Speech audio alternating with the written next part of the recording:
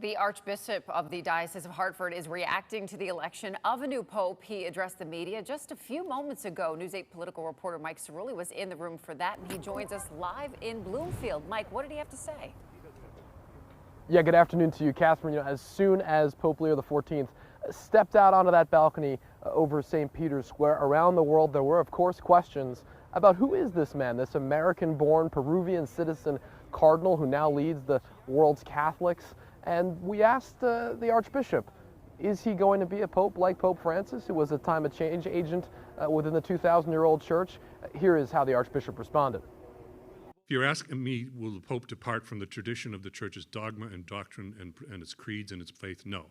The Pope cannot differentiate, cannot move away from what we hold in our creed, what we hold in our catechism, because he is to be a protector, a defender of the faith.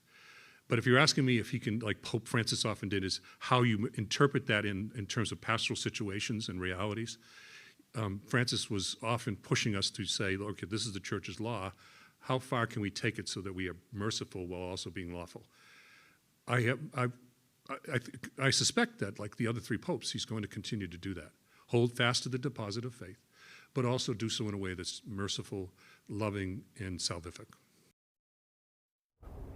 That was the Archbishop of Hartford. Coming up at 5, you'll hear live from the Archbishop about more of that sort of theological debate and theological discussion happening right now, and also how he heard the news. He just told us when he heard the news, his first word was holy, and his second word, well, he said he'd leave that to our imagination. We'll ask him about that moment when he got the news live at 5 o'clock. For now, live in Bloomfield, Mike Cerulli, News 8.